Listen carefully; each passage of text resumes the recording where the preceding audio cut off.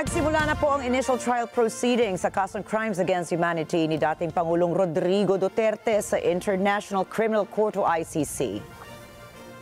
Ang dating Pangulong Duterte ay kinasuhan dahil sa umunoy extrajudicial killing sa war on drugs sa kanyang administrasyon.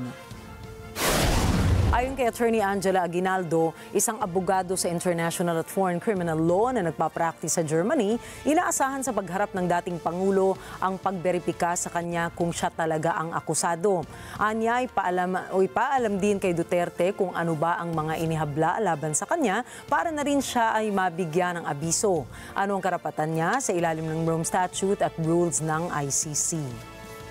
Sa kanilang opinyon na mababasa sa dissenting opinion ng dalawang huradong ito, sinabi nila na kailangan nating ipaghiwalay kasi yung tinatawag na existence of jurisdiction o kaya yung exercise of jurisdiction. Oo, pag nag-withdraw ang Pilipinas, mananatiling may kapangyarihan di umano ang International Criminal Court para dinigin ang mga habla laban kay dating Presidente Duterte. Pero kailangan pa rin tingnan kung kailan ito magagamit. Kung kailan ba pwedeng i-enforce o gamitin ang kapangyarihan na ito. So, sa kanilang palagay, dahil ang dissenting opinion na to, sa kanilang palagay ng itong dalawang huradong ito, na sa pag-withdraw ng Pilipinas mula sa International Criminal Court na naaapektuhan ang pag-enforce ng jurisdiction. No? Ito ang termino na ginagamit natin sa batas at sa international law.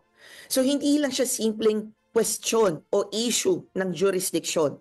Pero kaano kalimit o gaano to kalakas na nandun pa ba siya na pwedeng i-enforce ng International Criminal Court laban sa Pilipinas at kay dating Presidente Duterte.